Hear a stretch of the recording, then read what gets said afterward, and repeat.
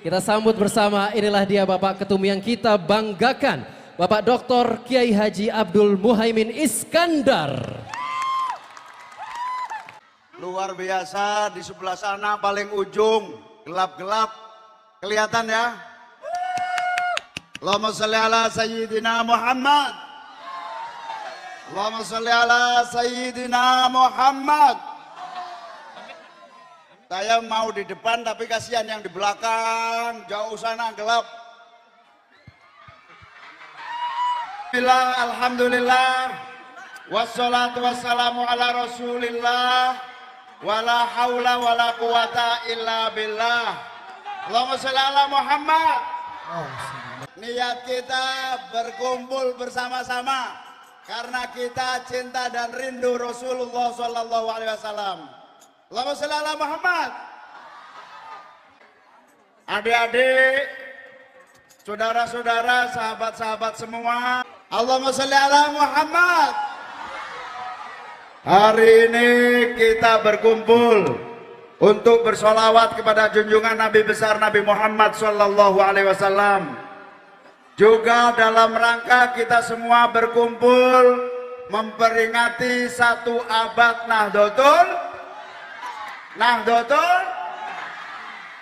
Nahdlatul Ulama NU, organisasi para kiai, para ulama dan umatnya memasuki usia yang ke-100 tahun. Alhamdulillah, kita semua bersyukur, berbahagia, bangga menjadi pengikut para tuan guru, para alim, para ulama. Betul? Insya Allah bersama NU, bersama para tuan guru, bersama para kiai, para ulama dalam ajaran-ajaran Ahlus Sunnah wal Jamaah yang mengajarkan kita tentang akidah, yang mengajarkan kita tentang syariah, yang mengajak kita untuk selalu dekat kepada junjungan Nabi besar Nabi Muhammad sallallahu alaihi wasallam. Allahumma sholli ala Muhammad. Dengan kita bersolawat, insya Allah hidup kita selamat. Amin. Dengan kita bersolawat, kita berdoa kepada Allah, insya Allah hajat kita dikabulkan oleh Allah Subhanahu Wa Taala. Amin. Dengan bersolawat, insya Allah semua hambatan dan rintangan bisa kita atasi bersama. Amin. Dengan bersolawat, yang masih jomblo segera dapat jodohnya. Kita dididik membangun keluarga, kita dididik membangun masyarakat agar semuanya berakhlakul karimah. Alhamdulillah. Saya dari Jakarta mendarat keliling Lombok, saya lihat seluruh masyarakat di Lombok orangnya sopan-sopan, baik-baik semua. Alhamdulillah. Ramah-ramah, baik hati, ini semua menunjukkan akhlaknya yang mulia. Betul? Inilah bukti, insya Allah Lombok, Sumbawa, NTB semuanya adalah masyarakat yang dirindukan oleh Rasulullah Sallallahu Alaihi Wasallam. Amin. Bisa begitu karena apa? Karena dididik dan diajarkan oleh para ulama, para asatid, para guru-guru kita semua. Amin ya robbal alamin. Saya mau tanya, siapa yang tahu logonya NU itu apa? Yang bisa saya kasih 100.000. Siapa? Ayo, kamu yang pakai topi NU. Sini.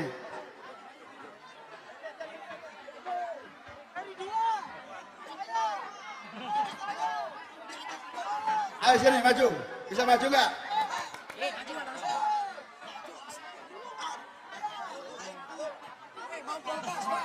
Ayo maju. Tolong jelaskan logo Nahdlatul Ulama.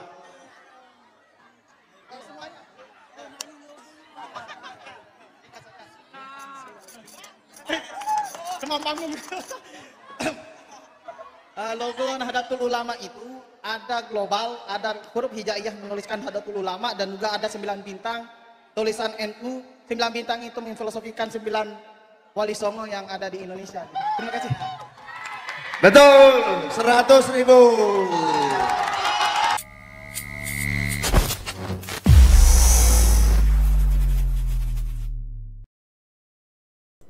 Bismillahirrahmanirrahim. Assalamualaikum warahmatullahi wabarakatuh. Semangat perubahan, salam kedaulatan rakyat.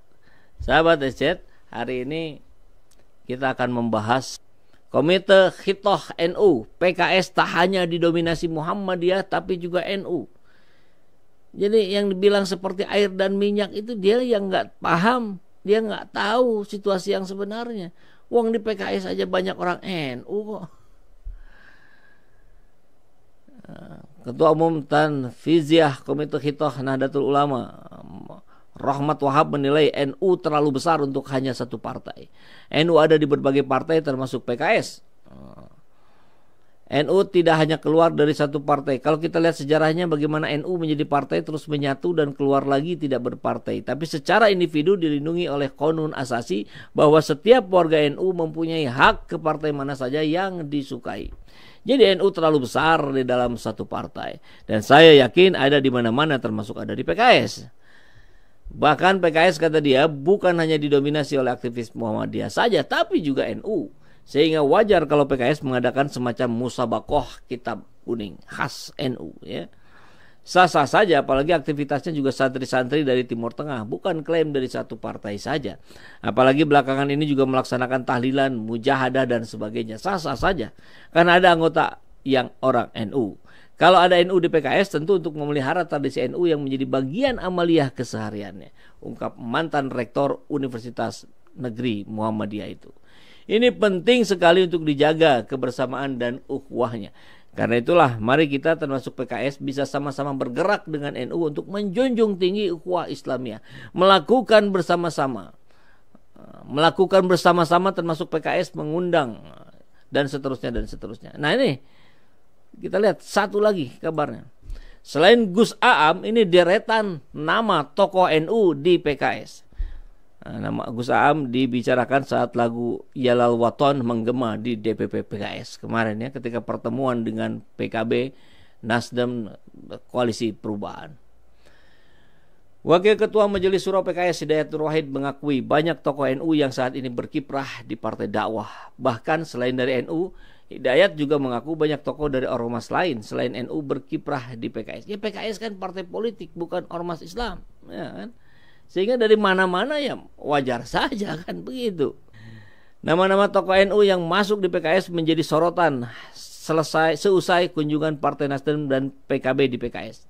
Menurut Hidayat, PKS memang bukan merupakan organisasi massa atau ormas. Namun dia menegaskan hampir semua ormas Islam di Indonesia ada anggotanya yang merupakan pengurus, petinggi, bahkan pendiri PKS. Wakil Ketua MPR ini mengatakan tidak hanya tokoh-tokoh yang ormas afiliasinya dari NU. Menurut HNW, banyak tokoh ormas Islam seperti Muhammadiyah, DDII, Al-Irsyad, Persis, Al-Wasliyah, hingga Nahdlatul Wathon di PKS. Di PKS itu, ukhuwah Islamiyah dalam konteks latar belakang ormas menjadi masif sejak awal. Kalau di PKS ada beragam, memang latar belakang kami beragam. Jadi ini yang banyak disalahartikannya, disangkanya NU itu PKS itu antitesis NU. Wah, bukanlah. Ia menuturkan faktanya meskipun tidak mewakili NU, afiliasi keormasan mereka memang NU. Tidak hanya kader masa kini, ada pula tokoh penting di PKS yang terafiliasi NU. Deretan sosok itu antara lain Presiden PKS pertama Nur Mahmudi Ismail yang orang NU. Selain itu ada Ketua Majelis Pertimbangan PKS Rahmat Abdullah, kalau nggak salah sudah meninggal ya. Bahkan merupakan murid Singapodium dari NU, itu Kiai Haji Abdullah Syafi'i. HNW mengaku saat ini kader PKS memiliki latar belakang yang lebih beragam. Misalnya, ada Ketua Majelis Syuro yang merupakan Habib Salim Syegab Al-Jufri dan Sekjen Abu Bakar Al-Habsi. Ia mengingatkan sosok PKS Ahmad Sayhu namanya juga diambil dari ulama NU, Kiai Haji Sayhu. Kalau tokoh-tokoh sekarang yang nyalek di PKS ya salah satunya di Dapil 8 Jatim. ada cucu dari Kiai Haji Wahab Hasbullah Gus Aam atau Wahib Wahab. Nama Gus Aam banyak dibicarakan belakangan setelah lagu Yalal Waton yang digubah kakeknya dinyanyikan di kantor DPP PKS. Termasuk warganet yang tidak mengetahui dan mengejek tindakan PKS itu. Padahal menurut HNW, cicit dari pendiri NU Kiai Haji Hashim Asy'ari, Abdul Hadi Wijaya sudah 2 periode menjadi anggota DPRD dari fraksi PKS di Jawa Barat. HNW merasa ini merupakan sesuatu yang biasa saja di PKS. Itulah fakta, di PKS itu banyak pemimpinnya, pengurus, bahkan pendiri partai PKS banyak yang berlatar belakang keormasannya NU dan ormas-ormas lainnya.